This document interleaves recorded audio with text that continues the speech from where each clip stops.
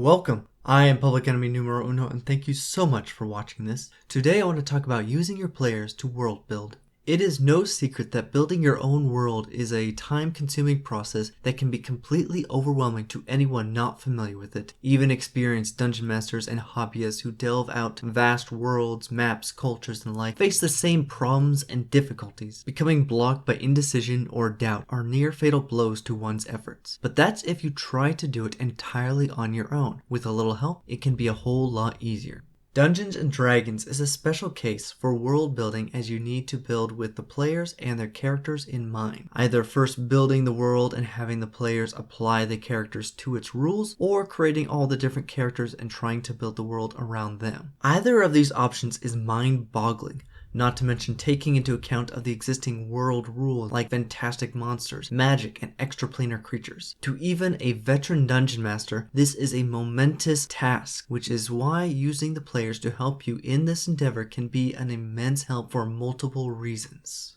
Getting help in fleshing out regions and cultures lowers your workload. As the Dungeon Master, it is still up to you to be the architect and lay down the rules of the world. With that part settled, the process is a back and forth from region designs with maps to fleshing out the populace and monsters within. I find that it is best to let the players work as they choose rather than trying to have them exist within deadlines. Keep it casual and try to make it fun and engaging experience for the both of you. Offer suggestions to the player that they might incorporate if they want, but never tell them exactly what it must be. Release the reins of control enough to let the players have fun. Whenever the player finishes something, review it and critique based on rules or thoughts, but never tell them off as that will sour the experience for the player. The effort should be constructive, not perfect. Once you both agree on the outcome, then they are done and you will now have a well-defined structure that you can use and tweak as you see fit. But never, and I mean never, deliberately change what the player did into something that you want. You asked for their help, they consented, and some basic respect for their work should be in order. Another benefit for getting players to help with world building gets them invested in the world. They become more aware of its rules, cultures, histories, and can even help write them. It can help shape the regions that their character is from, giving their background more depth and purpose within the game. It also grounds the character to the world as the adventure is likely to impact their creation as much as the dungeon masters. It is a bit of a metagaming motivation as the attention is likely based on the player and not the character. While I am all on board for this, despite the metagaming, this can be corrected by doing small things to get the character invested to those elements with role-playing and small interactions. Regardless, players who are terrible note-takers are much more aware of the world and its details if they were the ones that put those details in there in the first place, which is immensely useful.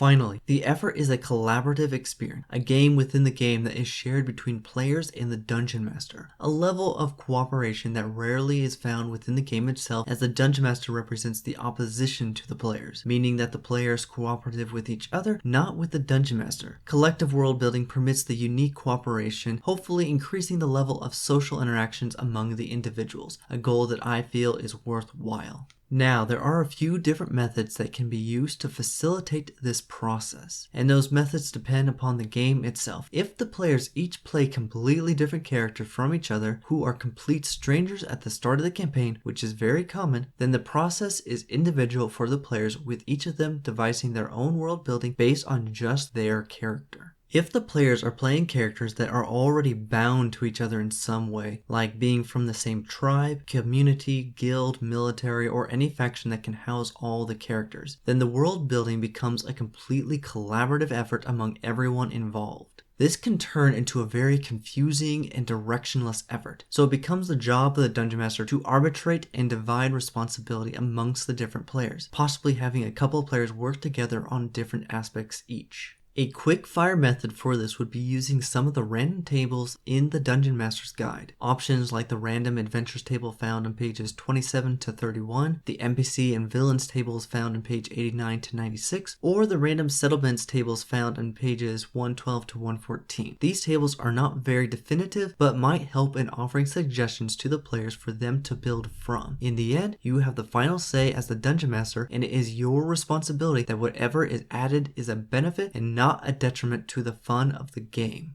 With that, please comment down below as I would love to hear more ideas or criticisms. Thank you again for watching my video and have an enjoyable day.